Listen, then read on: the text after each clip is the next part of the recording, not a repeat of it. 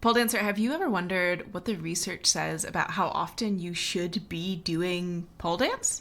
Today, we're going to dig into it. So this is a new series, Exercise Science 101, where I'm going to be bringing in some of the core findings from exercise science and talking about how they apply to pole dance for us as recreational pole dancers. And today, we're really going to be digging into how often and how intensely we should be doing pole and how those things interact and give you some general information so that you can make more informed decisions. And I want you to come away with this with a general understanding of the current guidelines and what they mean, how they apply to you and your pole life, so you can feel really empowered to make the decisions that are best for you and your body. If you don't know me, my name is Dr. Rosie Boa, and I run Slink Through Strength, an online pole studio for nerds who want to build a better relationship with their body through pole dance and science, of course, hence the podcast. And also, I have podcasts. It's this. Science of Slink, the evidence-based pole podcast. We're going to get real nerdy with it. Before we get in, I just want to say shout out to my members. Big hearts to y'all. You make this possible, and you know how much I appreciate you. And if you want to join us as one of my members, you got a couple options. You've got Science of Slink, the premier membership, which is basically everything I teach, live and recorded. And then there's Essentials of Slink, which is if you've only got an hour a week, I hook you up with classes that are all structured and based on exercise science. So you can get the benefit of that without having to read a bunch of papers. But knowing you and the fact that you're here listening to this, you're probably actually interested in the papers. So let's get into it. I have a couple caveats before we get in.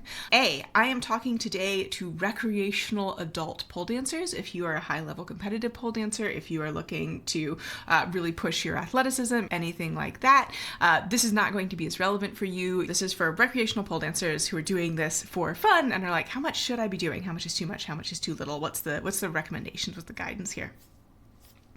2, this is based on recommendations for general health and well-being. This is not medical advice. I am not that type of doctor. This is not intended to identify or treat anything. I just want to give you the information and tell you where you can find more information so that you can be a more informed mover. And part of the reason why I'm doing this is when I started pole, I had zero knowledge about exercise science. I had never been a gym person, and no one had ever told me like, hey, duration and intensity should have a relationship to each other, and this is what it should look like. So this is stuff like I did not know when I started pole, and if I had, it would have made my life so much better. So I'm telling you, so I can make your life better. So with that, let's get into it. Top line recommendations. So these are from the American College of Sports Medicine, which they do personal training certifications and more exercise science and sports science stuff, as well as, of course, perhaps you can tell from medicine, they also work with physicians. So they're pulling in a lot of the clinical research and a lot of the sort of like population study research as well when they're making their recommendations. And their recommendation is that healthy adults age 18 to 65, so if you're, a child or like really a senior, these are maybe not going to apply to you, should participate in moderate intensity aerobic physical activity for a minimum of 30 minutes on 5 days a week. So that would be 5 30-minute classes if you were doing this pole-wise, or vigorous intensity aerobic activity for a minimum of 20 minutes on 3 days a week. So it would be 3 20-minute pole classes. I don't know anyone who teaches 20-minute pole classes, but maybe you do, or you know someone who does, or that's just, the time span that makes sense for you and your personal practice. So again, that's 5 30 minutes moderate intensity sessions, or 3 20-minute vigorous intensity sessions. So something you may immediately pick up on here is they are recommending longer duration at lower intensity or lower duration at higher intensity. And the way that intensity is defined is going to be based on your heart rate and your target heart rate. So your target heart rate is going to be calculated based on your max heart rate. Your max heart rate, there's several different ways to calculate this. The most common is a formula that's based on your age, and then that is the maximum of your heart rate, and then the percentages are what percentage of your max heart rate are you trying to target. And the sort of general definition is that low intensity is anything below 50%, moderate intensity would be 50 to 70%, and vigorous would be 70 to 85. And you're like, why not 100? Because 100 is like as high as it goes. 100 is that your part is working like flat out, running from a bear, fear for your life. We don't actually want to hang out there. That's like very stressful on your system. So we're trying to get like closer to that. And the closer we are, the more vigorous the exercise is. Now, I don't wear a heart rate monitor. Maybe you do. I certainly do not. And even if you do, a lot of the consumer ones are not like super accurate, and you may or may not know actually what your target heart rate band is. So what I like to do is I like to use physiological signs. So for me, a good thing to like reach for if you're trying to figure out if you're doing moderate intensity, can you talk but not sing? So if you can't talk or sing, I would call that vigorous intensity, right? If you're sort of like really having to gasp for breath. And if you can talk like in sort of isolated words, you probably couldn't do like a soliloquy. You'd probably sound out of breath if you were recording a podcast, for example. I'd call that more moderate intensity. And if you can easily talk and sing, I would call that more low intensity. A lot of times people also use things like moderate intensity would be a brisk walk, and vigorous intensity would be jogging. In pole, I would call my flexibility classes, for example, are usually low intensity because the focus is not on cardiovascular health, the focus is not on aerobic health, the focus is on building your range of motion and your flexibility and mobility, which is a different training goal, so we train it separately. Moderate intensity, I would say usually my pole classes are relatively moderate intensity because I want your focus to be on working within your capabilities and doing new motor learning and trying to do new shapes and new things with your body. Whereas freestyle classes, where all we're doing is moving for a really long chunk of time in the self-directed movement, depending on, how much you're choosing to work, is probably going to be closer to vigorous intensity. In general, I try to keep most of my classes at moderate intensity based on research that suggests that people are more likely to actually show up and do moderate intensity exercise. And the most important thing is that you are making time to move. Even very small amounts of time, like we're talking less than 10 minutes, still have a beneficial, positive impact on your mental and physical well-being. And I don't actually know how to say this name, but Jakicic, Jakicic, apologies, et al. 2019 was a big meta-study that looked at, how long do you have to exercise to see some benefit?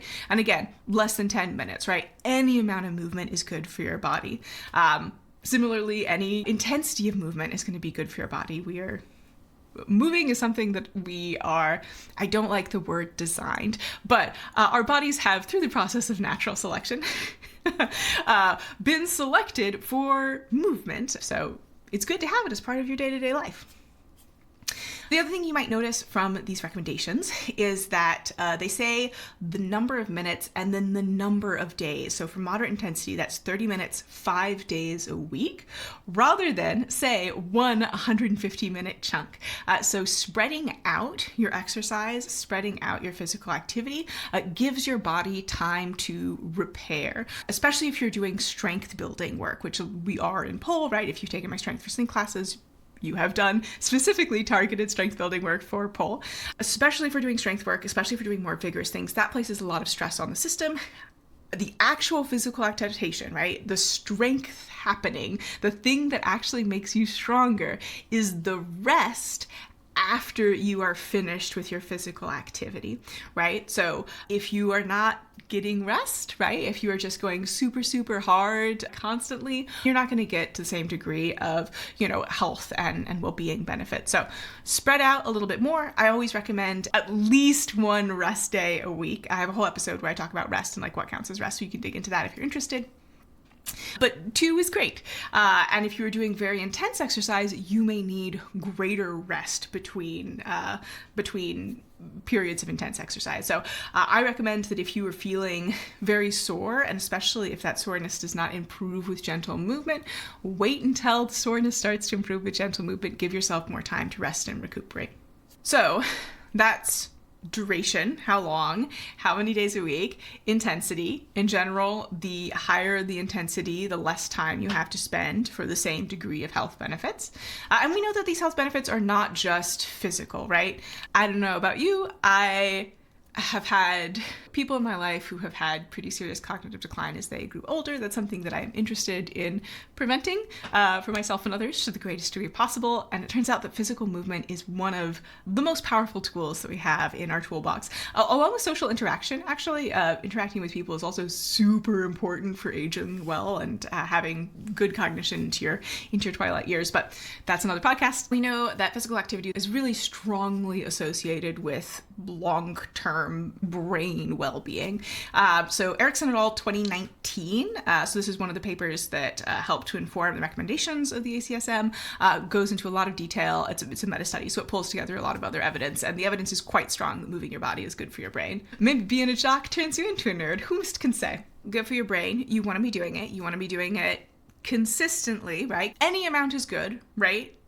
Anything greater than 0 is going to be fantastic. You're going to start being health benefits.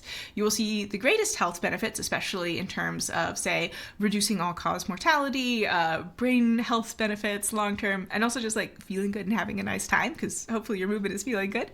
If you do it consistently, and you may be saying, okay, Rosie, how do I do this consistently? Probably the best evidence-based suggestion that I can give you is if you can move 4 times a week for 6 weeks. A 2015 study, Cashel and Rhodes, which was looking at people who were brand new to the gym and like who actually stuck with this habit. If you could do it 4 times a week for 6 weeks, those folks who were able to stick with that really developed a habit and became more or less automatic, and it was pretty easy for them to continue long term.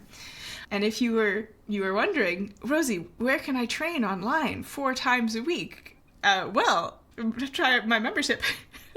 Science of Sling has 4 classes a week. 5, but 2 of them are half-hour classes back-to-back, so you can split them up if you want. What a coincidence. What a circumstantial happening based on this evidence that is the precise quantity of classes that you teach. Odd, weird, I know, what a coincidence. But top line, any amount is good. Even less than 10 minutes of movement. Any movement that you can add into your day is fantastic, as long as you're getting enough rest. Listen, I know some of you are listening to this and are being like, Rosie, I'm going to start moving 10 minutes out of every 20 minutes. That's too many. That's too much. There's a ceiling. And I know some of you are like, Rosie, who are you talking to? You know who you are. You know who you are. There's a ceiling to how much benefit you get. Make sure you're resting. Make sure you're fueling yourself. And if you're like, I don't feel like that was me, then it was not.